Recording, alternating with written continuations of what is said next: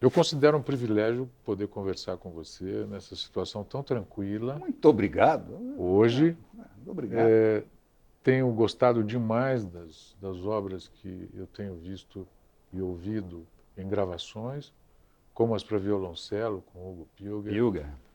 E há algum tempo já queria trocar umas ideias com você, até por causa das tuas ideias. A tua música é muito boa, mas as tuas ideias são muito interessantes. Você tendo nascido em 1950, e 1950, Ele não sabe por que eu parei aqui. eu não sei, mas você já vai me contar já Não, já. não vou falar, não. 1950, eu não sei se no Rio de Janeiro, em Petrópolis ou em Ouro Preto, que você sempre faz uma certa E confusão por isso é que eu fiz deliberada. aquele gesto. É meio aqui. borgiano isso aí, não é? Borgiano. Mantém o borgianismo, fica bom, né? É, o Fica borgiano. bom, fica bom, fica Por quê?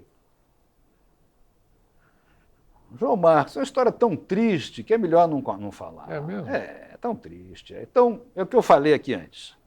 Do fundo da minha alma, minha cidade natal é Ouro Preto. E a minha cidade real é Firenze. Tá bom, paremos aqui. Ok. Por que Firenze? Firenze eu estudei lá, né? No Conservatório Cherubini. Trabalhei na Catedral de Firenze. Tenho a honra de ter sido o primeiro não europeu a reger o grande coro da Catedral de Firenze, que era um grande coro, hoje é um coro pequeno. E foram anos maravilhosos convivendo na cidade a cidade mãe das artes, a cidade mãe das artes, né? Queria fazer uma pergunta para você a partir desse estudo, do seu estudo em Firenze. A cena italiana tinha pouco a ver, talvez, musical, né? Tinha muito pouco a ver com a cena europeia mais das vanguardas mais radicais, francesas e alemãs, não? Não tinha a ver, não. Exatamente por isso, a sua concepção de música sempre foi muito mais inclusiva, sempre foi muito mais flexível. Foi. Não é verdade? Foi. Você atribui a isso? Não atribuo isso, não. Eu venho já do Guerra Peixe, dos 4 anos do Guerra Peixe. E uma coisa importante, Guerra Peixe nunca nos obrigou a seguir o nacionalismo dele, não. Tanto que na época que eu estudava com ele, eu fiz dodecafonismo, atonalismo, esses ismos todos que depois eu botei na gaveta. Porque ele primeiro foi também. Ele foi, mas ele disse, façam os exercícios, treinem. Né? Ele não exigia da gente. E depois eu cheguei na Itália, eu já encontrei uma vanguarda mais tranquila, mais audível, mais música, não música para intelectualoide, que eu realmente não suporto. Né? Eu conheci, por exemplo, Dalla Piccola, Ricardo Nilsson. E agora, eu nunca me identifiquei com a música deles, não. E você deve ter sido, então, muito patrulhado aqui no Brasil. Olha, se eu fui, eu não sei. Se eu fui patrulhado, eu não sei. Porque as vanguardas, em determinado momento... Não, mas eu escrevi vanguarda também. Ah, você escreveu? Escrevi. Ah, tá. Escrevi música aleatória. Só que chegou uma hora que esgotou, era tudo igual. Como é que você qualifica essa produção tua, aleatória, de vanguarda e tal? Você acha que é música boa? Não, hoje em dia, se quiserem tocar, eu não vou proibir. Mas eu vou dizer, não usem mais isso não, que é um fetiche, né? Não. Estamos falando do quê? Anos 70? Isso foi em 1975 Tá. até 80. Depois eu voltei a escrever em Dó maior. Tá. Você vem em Dó maior. Como é que se deu essa virada aí? Bom, eu já sabia escrever em Dó maior, né? Sim. E depois resolvi escrever em Dó maior. Mas o que levou você? Quer dizer, você de repente se deu conta do quê? Da incomunicabilidade que você estava fazendo? Que aquilo não valia a pena? Eu estou no meio dos jovens desde que eu era jovem. Orquestra Sinfônica Jovem do Rio, meus colegas. Em contato com o público, sempre. Eu nunca... Primeiro, eu notava uma certa... Os meus colegas de minha idade não estavam interessados em ouvir a música do nosso período, não. Estavam interessados em tocar os europeus. Ninguém mostrava interesse por essa música. Na Itália foi a mesma coisa. E parecia que os alunos de composição, que não participavam de orquestra, não faziam música de câmara, eles ficavam assim meio ilhados, e ficavam afastados. Né? E depois, eu nunca vi ninguém assoviar uma melodia atonal, dodecafônica, eu nunca vi ninguém assoviar. Por exemplo, um trecho de Pierrot Lunaire, de Schoenberg, que eu já regi 6 vezes. Mas você sabe que perguntaram, os jornalistas da BBC, perguntou para o Boulez, teve a cara de pau de perguntar se ele assobiava uma série enquanto fazia a barba de manhã. Ele falou, você está louco? Eu assobio La Vie en Rose. Pô. Não, esse tipo de série. música é música. Olha aqui. É música para intelectualoide. Isso é música para intelectual. Eu uma vez vi um programa, em 1979, com o Glauber Rocha. Não me lembro o nome do programa, não. E ele começou falando assim, eu estou de saco cheio de intelectual, eu não quero mais saber de intelectual, eu quero saber do povo. Eu estou de acordo com ele, mas há uma diferença do intelectual para o intelectualoide, o filósofo para o filosofoide, o musicólogo para o musicoloide. Então, esses músicos... Resumindo, falei aqui hoje, quando eu tinha 20 anos, eu declarava que John Cage era o Messias da música, mas com sentido hebraico, com sentido judaico, libertador. Com 40 anos eu falei pela Rádio MEC que eu sabia que o João Cage é um charlatão. Porque até aquele 4 minutos, não sei quantos segundos, não sei quantos segundos aquilo, nem naquilo ele foi original. Erwin Schulhoff, que para mim é o segundo maior compositor tcheco, que morre tuberculoso num campo de concentração, antecipou o John Cage em 19 anos. Erwin Schulhoff. Ele tem uma sonata erótica que é uma coisa impressionante. Aquilo é impressionante. Genial. Ele tem um Orinoco, Fox Carioca. Ah, é? É. Quer dizer, o Orinoco é o rio que não passa no Brasil. Fox Carioca, não tem nada. Mas ele tem um jazz oratório magnífico. Ele era mal visto pelos nazistas por 3 razões. Ele era judeu, comunista e gostava de jazz. E ele é virtuoso de piano, né? É verdade. Tem coisas maravilhosas ali. Maravilhoso. Agora, eu acho que nos últimos... Aí estamos falando até em geral, nos últimos 20 anos, acho que destravou de vez essa coisa de música mais elaborada, música mais, sabe, para intelectual, como você está dizendo, música para ser ouvida. Para intelectualoide, né? Que é intelectual. Não, mas a vanguarda tem o seu valor, mas é uma coisa de nicho. Não foi, depois acabou aquilo, não deu, né? E dizer que o Schoenberg dizia afirmava que com a música serial ele tinha assegurado o domínio da Alemanha pelos próximos 100 anos, né? E o Adorno achava que a música serial ainda ia ser assobiada, ou seja, não deu em nada. A gente percebe que, em primeiro lugar, a gente tem que ser brasileiro, não? Bom, isso é natural, né? Mas não parece na música. Natural. Não parece um comportamento normal, porque o músico é formado, o músico, e você que dá aulas há muito tempo, o músico é formado para ser um músico especialista no repertório europeu, no grande repertório. E do século XIX, XVIII, XIX. Do século XIX. A coisa é por ali. Quer dizer, então... Especialmente os pianistas. Principalmente os pianistas. E nós estamos no século XXI. Não é? Essa defasagem entre o que se aprende na escola e depois a realidade que choca. O Steve Reich, o minimalista lá, ele tem uma frase maravilhosa. Ele diz assim, teve uma hora que eu comecei a ficar meio maluco, porque durante o dia eu estudava música eletrônica e serial, e à noite eu tocava jazz. Eu falei, alguma coisa está errada. Não é possível que a mesma pessoa faça as duas coisas. O que eu queria, resumindo, eu estou incompridando. Primeiro, eu queria que você falasse um pouco sobre a defasagem na formação musical do músico, na formação hoje. Bom, isso é uma coisa... O músico está formado e não sabe o que fazer na vida. Ele vai tocar nas meia dúzia de orquestras que existem? Bom, isso é um problema social gravíssimo. Né? Porque, por exemplo, eu estou vendo lá no Rio uma garotada boa para chuchu se formando em instrumentos de orquestra. Mais ou menos estão todos conseguindo sobreviver, mas não sei até quando vai isso. Então, tem uma turma boa lá no Rio tocando. Aqui em São Paulo também. Vai ter emprego para essa garotada? Bom, a tal história. O Brasil é muito grande. Vão para outras orquestras sinfônicas. Vão para a Orquestra do Espírito Santo. Vão para a Bahia. Vamos começar a sair agora. Concentrar aqui, não vai ter emprego, não. Não vai ter emprego para todo mundo. Agora, formação.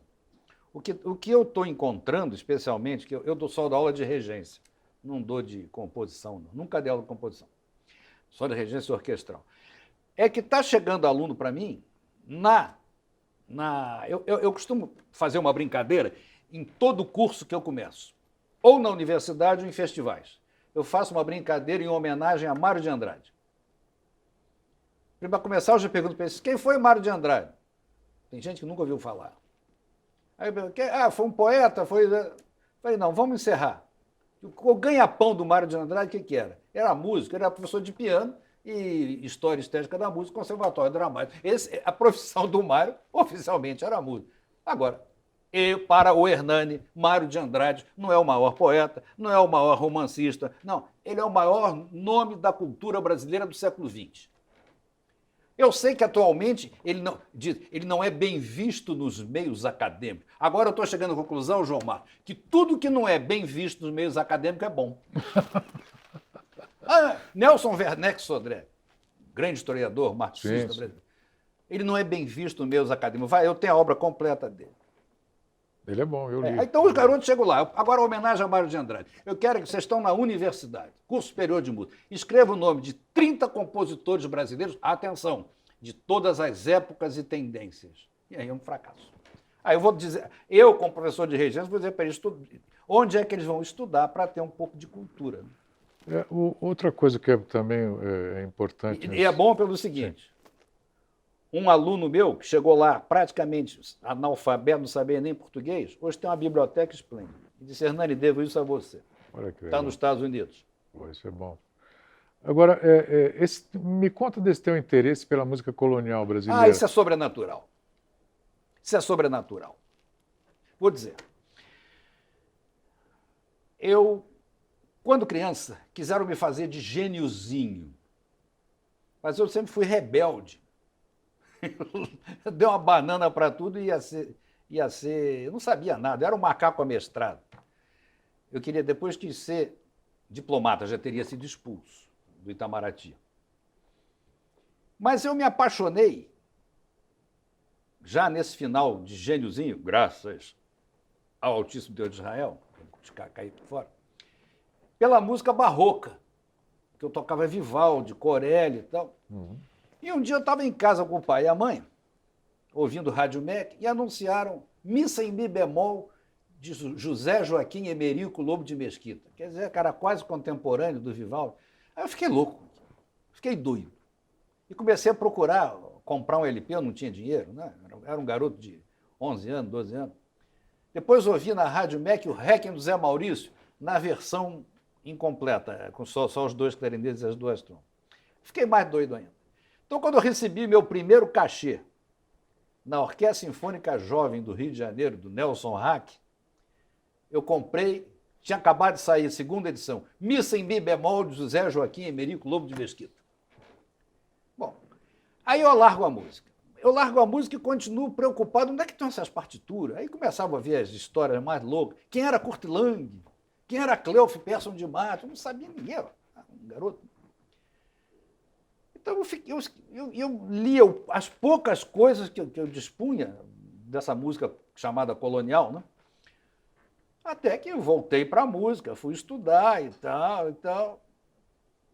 Quando eu estava na Itália, um dia eu fui na embaixada me apresentar lá, porque tinha que votar, estava anunciado que Kurt Lang vinha à Itália. Aí eu deixei lá, por favor, para ele procurar. Um dia eu estava na pensão lá em Firenze, atendo o telefone, era Kurt Lang. Aí começou uma amizade de pai para filho, praticamente, e ele começou a me dar as primeiras coisas que ele tinha. Depois eu voltei para o Brasil, aí com esse Cleof, né? E aí comecei até poder reger as primeiras coisas. E aí fiz a amizade. Essas, sim, foram 38 anos fraternais, com talvez aquele que mais soubesse, entendesse de música colonial e liturgia, de tudo aquilo. Chamava-se Aloysio Viegas, São João del Rei. Era homem que tinha o curso primário, sabia mais que a maioria desses doutores, tudo tem aí. E aí, com ele, eu comecei a trabalhar, tanto que isso aqui é um trabalho dele e meu. Ah, tá. Né?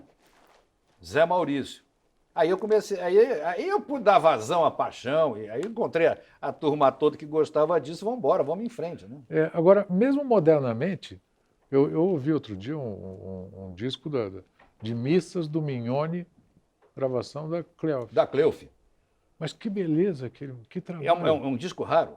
Não, agora ela relançou. Relançaram agora. Relançou em CD eu lembro agora. quando esse disco do Mignone saiu também pela festa. Que beleza. Festa. Agora saiu em CD. Com a Associação de Canto Coral. Uma boa gravação. Com a querida mestra. Né? Eu costumo dizer que eu era capataz da Cleof. Na tua produção, a música sacra ocupa um lugar de eleição, assim? Até porque você... Ocupa e ocupou pelo seguinte, por solicitação. Né? Eu trabalhei sempre primeiro comecei, o primeiro concerto que eu regi foi com um grupo, Coral da Catedral de Petrópolis, em 17 de fevereiro de 68. São passados 51 anos, olha como é que eu estou velho. E ali eu comecei regendo a missa em si bemol do Zé Maurício na redução para órgão. Tá. Tinha orquestra, né? Aí eu comecei aí. Agora, música, a composição sacra. Então, depois de trabalhar na Catedral de Firenze, né? Santa Maria del Fiore, aí comecei ouvindo aquilo tudo, comecei a compor.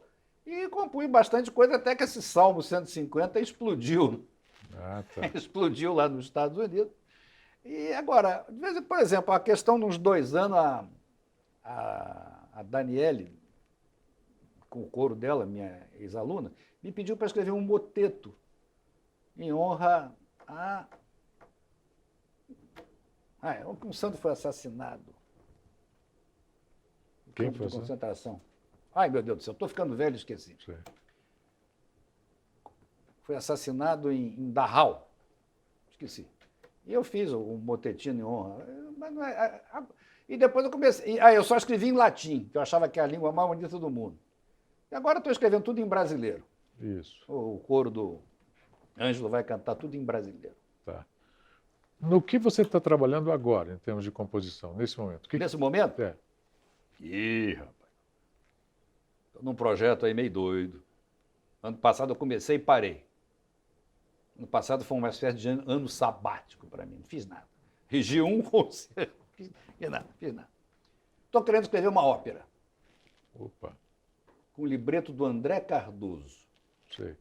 Que é o diretor da escola, né? Não, agora não é mais. Não mais. Agora é vice-presidente da academia. É o meu filho honorário. Tá. Aí, o libreto é do André. O Aleijadinho.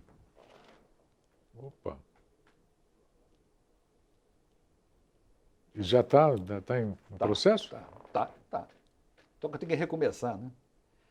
E eu sou o último compositor que ainda usa lápis, borracha, régua e apontador. Então, não é computador ainda. Não é computador. Não. Como disse um dos que eu considero meu mestre, tive a oportunidade de conhecê-lo pessoalmente, que eu era muito amigo do Guerra Peixe, é o Ariano Suassuna. Putz, grande cara. Ele dizia, eu tenho toda a antipatia por esses aparelhos. E eles me retribuem com a mesma antipatia no meu caso. Negócio de celular, eu detesto isso. Né? Você falou que quando te perguntaram... São Maximiliano Kolbe. Tá. E eu escrevi uma missa também em honra a ele. Tá. A missa anterior. Numa entrevista que eu li, que você deu em algum lugar aí... tem a afirmação de que perguntaram onde você tinha... Como é que era? Você disse que a música do século XX é uma música que parece McDonald's, é a mesma... Não é bem assim. É o dodecafonismo. Tá. Mas a música é de Krenek, da Lapícola. Você não sabe o que é isso, é igual. O dodecafonismo previsto é tudo igual. Você ouve um, ouve outro, você não sabe o que é. Música. Eu não falo McDonald's, eu falo Mac-merda.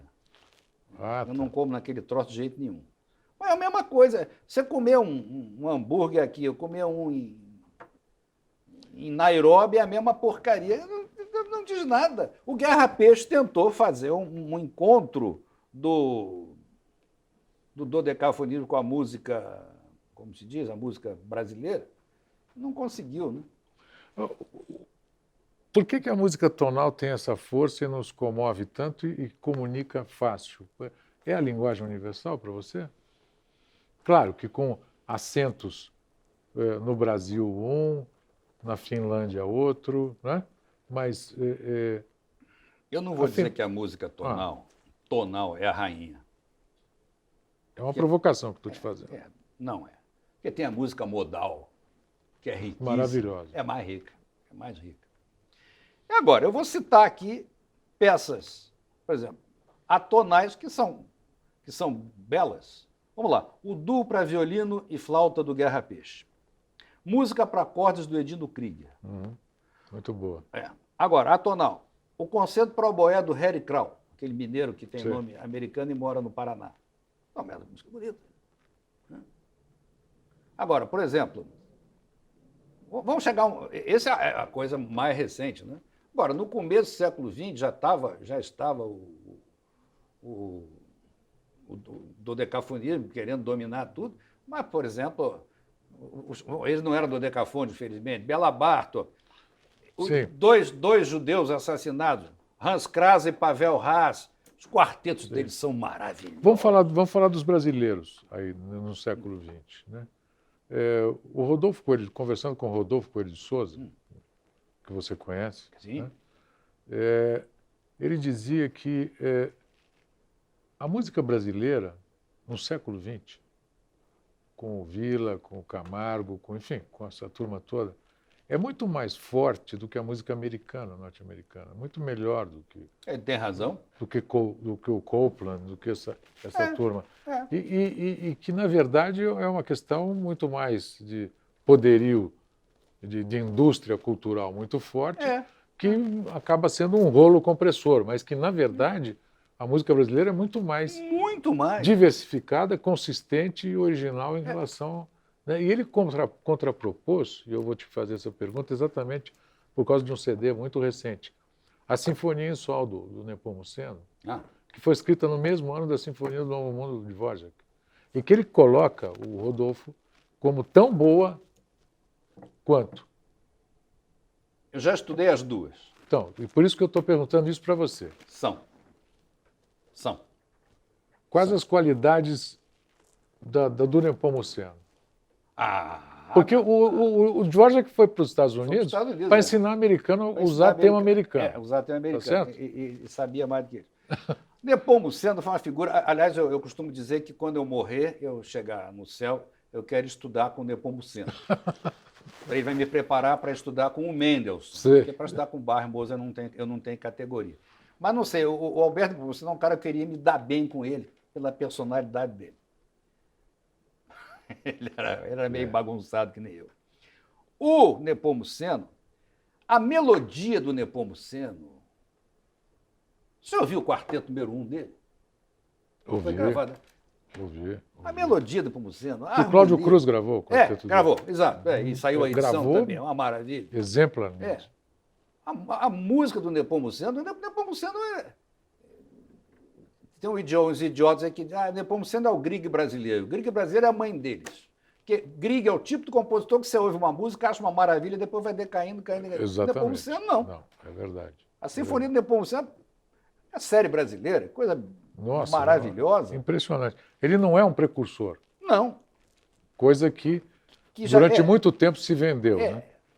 Quer dizer, vamos primeiro usar reco-reco lá, usar alguma coisa diferente. Exatamente. Não, mas Nepomuceno bota em pé de igualdade com o Dvorak, né?